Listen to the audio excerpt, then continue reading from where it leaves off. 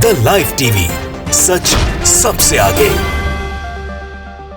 नमस्कार दोस्तों, मेरा नाम है जयंती झा और आप देख रहे हैं द लाइव टीवी।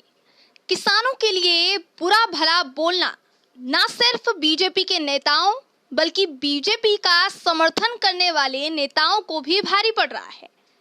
आए दिन ये किसानों के लिए जहर उगल रहे हैं, जिसका खामियाजा इन्हें भुगतना पड़ रहा है। राजस्थान में किसानों के खिलाफ बयानबाजी करना नीम का थाना के पूर्व विधायक प्रेम सिंह बाजौर को महंगा पड़ गया दोस्तों। इन्होंने क्या कहा है ऐसा वो बताएंगे आपको। बाजौर को कितना बड़ा खामियाजा भुगतना पड़ा है वो वीडियो आपको दिखाएंगे, लेकिन इससे पहले आपको बता दें कि किसानों ने मिलकर उनकी अच्छे से क्लास लगा दी, उनके अच्छे से सुताई कर दी। लेकिन सवाल ये कि बाजौर ने ऐसा क्या कहा, ऐसा क्या कह दिया, क्या बयान दे दिया जो ऐसा हुआ उनके साथ। तो भाजपा के प्रशिक्षण कार्यक्रम में भाग लेने गए बाजौर ने कहा कि कृषि कानूनों का विरोध जो है वो ढोंगेबाजी है, ढोंगेबाज कर रहे हैं। किसान इसका विरोध नहीं कर रहे हैं। एक भी किसान बॉर्डर पर नहीं है, भाड़े के लोगों को बैठा रखा है। मोदी ने कांग्रेस व कॉमरेडों को खाली बैठा दिया है, इसीलिए वो कृषि कानूनों के विरोध में आंदोलन कर रहे हैं। अब बाजौर ने किसानों को भाड़े के टट्टू कह दिया, यहां तक उन्हें कांग्रेस के खरीदे हुए लोग भी कह दिया। बस फिर क्या था, किसानों को आ गया गुस्सा। किसानों ने शाहजहांपुर बॉर्डर पर बाजौर को अच्छा खासा सबक सिखा दिया दोस्तों। उनकी गाड़ी तोड़ दी गई, उन्हें बता दिया गया कि किसानों के बारे में बुरा भला बोलेंगे, अगर बोलना है तो उन्हें किस हद तक भारी खामियाजा भुगतना पड़ सकता है। आप हमारी स्क्रीन पर देख सकते हैं कि किसानों ने बाजौर और उनकी गाड़ी का क्या हश्र किया है। वो वीडियो हम आपको दिखा रहे हैं। ये सिर्फ किसानों को बदनाम करने का नतीजा है दोस्तों। उनके लिए गलत शब्दों का इस्तेमाल करना, उन्हें अपमानित करना, यही नतीजा भुगतना पड़ेगा बीजेपी के नेताओं को। दोस्तों, बाजौर ने वीडियो के जरिए बयान भी दिया है। ये वीडियो आपको दिखाना चाहेंगे, देखिए। तोड़ दिए, गाड़ियों को तोड़ दिया, और भी कई गाड़ियों के तोड़े, हमारी गाड़ी के चाबी में से शीशे तोड़ दिए, नट बजा बजा करके रख दिए। मेरे पिए को भी चोट आई, मेरे साथ एक मेरा मित्र था उसको भी चोट आई भारी, और मेरे कपड़े तक हाथ फाड़ दिए। अब लाठियों की भी दो चार इधर उधर उसके हमारे। तो इस प्रकार का जो काम कर रहे हैं मैं समझता हूँ ये बहुत गलत है, और प्रशासन को इस पर अमल करना चाहिए, ध्यान रखना चाहिए कि इस प्रकार से रास्ते चलते लोगों को कूट पीट करेंगे किसानों के नाम पर। किसान ऐसा कर सकते हैं क्या? लेकिन इस प्रकार के लोग जो किसान के नाम पे बदमाशी कर रहे हैं वहाँ, उनको चयनित करके अंदर डालना चाहिए। तो ये जनाब बयान में भी किसानों को जेल के अंदर डालने की मांग कर रहे हैं। कह रहे हैं कि ऐसे लोगों को जेल में डालना चाहिए। आपने इस नेता का हश्र देखा कि किस तरह किसानों के बारे में बुरा भला बोलने पर इनकी अच्छे से खातिरदारी हुई है, इनको अच्छे से इनकी खातिरदारी की गई है और इनका सम्मान किया गया है। इससे पहले हरियाणा के सिरसा में भी इसी तरह बीजेपी के नेताओं को किसानों के बारे में ऊट पटांग बोलना भारी पड़ गया था। जो खबर हम आपको दिखा चुके हैं, हमने आपको बताया था कि इसके पीछे क्या वजह थी। जहां बीजेपी के ही कार्यकर्ता किसानों के बीच पहुंचते हैं, उनसे हाथापाई करते हैं, तो किसान भी इन्हें थोड़ी ना छोड़ेंगे। किसानों ने भी बीजेपी के कार्यकर्ताओं को पकड़कर कस के पीट दिया। अब अगर बात करें इस पूरे मामले की, तो ये पहली बार तो हुआ नहीं है कि किसानों के बारे में अनाप शनाप बोलने का खामियाजा इन नेताओं को, बीजेपी के नेताओं को, मोदी सरकार के मंत्रियों को भुगतना पड़ा है।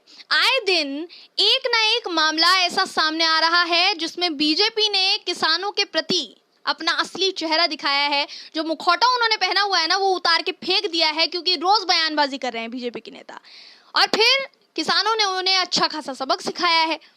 अब दोस्तों, आप खुद सोचिए कि जब मोदी मंत्रिमंडल की महिला नेता मीनाक्षी लेखी ने किसानों को मवाली तक कह दिया, उपद्रव मचाने वाले चंद लोग कहा, तो किसानों ने गुस्से में जंतर मंतर पर उनके पुतले फूंके, उनके पोस्टर जलाए गए।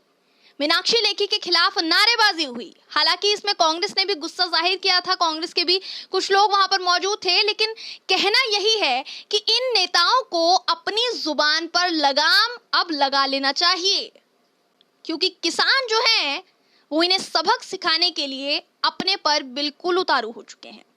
और उतारू हो भी क्यों ना, सवाल पूछना चाहूंगी, मोदी जी की सरकार में बैठे मंत्री किसानों के लिए खालिस्तानी, भाड़े के टट्टू और न जाने किन किन शब्दों का इस्तेमाल करते हैं। अब तो इन किसानों ने मोदी जी आपके मंत्रियों को भी मुंह तोड़ जवाब देना शुरू कर दिया है। फिर आप खुद इनसे बात नहीं करेंगे और आपके कार्यकर्ता जो हैं वो इन्हें चंद पैसों में बिकने वाले लोग कहेंगे, किसान इन्हें मानेंगे नहीं। तो इन किसानों ने तो आपके मंत्रियों को नहीं छोड़ा, मीनाक्षी लेखी को अच्छा खासा सबक सिखा दिया। तो फिर कार्यकर्ताओं की तो आप क्या ही बात करेंगे। कार्यकर्ताओं को किसी भी कीमत पर कैसे बख्शा जा सकता है। मोदी जी, किसानों को आपने बहुत हल्के में ले लिया। आज किसानों को अपनी मांग रखते हुए, अगर आज की बात करें तो 8 महीने हो चुके हैं। जंतर मंतर पर आज महिला नेता जितनी भी हैं, महिला किसान नेता, वो मोर्चा संभालेंगे। अब 8 महीनों से लगातार ये सभी किसान अपनी बात आप तक पहुंचाने की कोशिश कर रहे हैं। मोदी जी, आपकी अडानी अंबानी को फायदा पहुंचाने वाली किसानों से जुड़ी जो स्कीम है ना, जिसे आप कृषि कानून का नाम दे रहे हैं, इन कृषि कानूनों को वापस लेने की गुहार जो है वो किसान लगा रहे हैं। लेकिन आप अपना घमंड ताक पर कैसे रख सकते हैं? उस पे तो आपकी इज्जत घट जाएगी। अब जब आपने इन किसानों को इनके हालात पर छोड़ दिया, तब भी आपके कार्यकर्ता बास आने को तैयार नहीं है। अब ऐसे में कभी ना कभी तो इन किसानों का गुस्सा फूटना ही था ना मोदी जी।